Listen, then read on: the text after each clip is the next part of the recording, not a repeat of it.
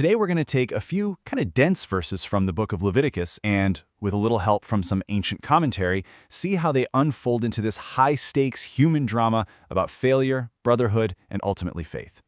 You know that feeling, right? You follow all the instructions, you put in all the work, you do everything by the book, and then crickets. Just silence. That awful sinking feeling in your stomach, that's exactly where our story kicks off.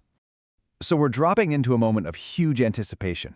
I mean, this isn't just any old day in the desert. It's the 8th and final day of the inauguration for the Tabernacle, the Israelites' portable sanctuary. You could cut the tension with a knife.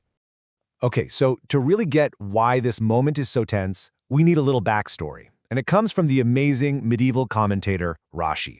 For 7 straight days, Moses himself had been setting up the tabernacle, doing all the rituals, and then taking it down again. And every single day, nothing. God's presence, the Shekinah, just didn't show up. The people felt this deep sense of shame, thinking their whole project was a total bust. So now, on this 8th day, it's Aaron's first time as high priest. This is their last shot. And this just shows you exactly how much is riding on Aaron's shoulders. This one ceremony is basically the answer to all of their deepest, darkest fears. Will it prove that their huge sin with the golden calf is actually forgiven? Will it confirm that Aaron is the right guy for the job? And, the big one, will it finally be the sign that God has chosen to dwell among them? The pressure is just immense. So with everything hanging in the balance, Aaron knows he cannot make a single mistake. He starts this really complex series of sacrifices, and with the eyes of the entire nation glued to him, he performs every single step with absolute precision. And you can kind of see the checklist here. He brings the grain offering, he slaughters the ox and the ram, he carefully places these specific fatty portions on the altar, and then he does the final offerings. The text walks us through it step by meticulous step. He's basically executing a divine script, and he's doing it flawlessly. And just to make it crystal clear, so there's no doubt in anyone's mind, the text tells us explicitly that Aaron did everything as Moses had commanded. There were no mistakes, no little slip-ups. His performance was by every measure perfect. This should be the moment of triumph.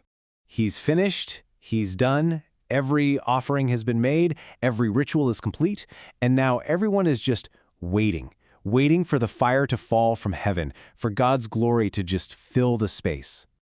As his final move, Aaron raises his hands and gives the priestly blessing to everyone. Then he steps down from the altar. The job is officially done, and the entire camp just holds its breath. Nothing, absolutely nothing happens.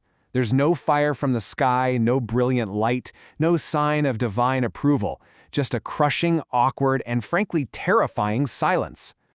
You can just feel this question hanging in the air, rippling through the crowd, and of course, through Aaron himself. What went wrong? After all that work, after that perfect performance, why is there nothing? Was it all for nothing? And right here, the whole focus of the story pivots. It shifts from this big public ceremony to a moment of really personal internal crisis. We're about to get a peek inside Aaron's head. This is where Rashi's commentary gives us this powerful, incredibly human insight. In this moment of what looks like a massive public failure, where does Aaron's mind go? Straight to self-blame. He doesn't question the ritual, he doesn't question God, he questions himself. He's totally convinced that he is the reason for the failure, that God is angry with him personally. And look at this. This slide shows you the incredible drama that was hiding in just one simple line of text.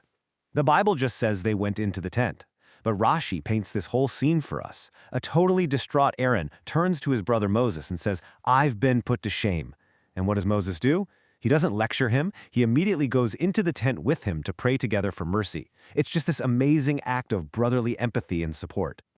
And this joint action, right?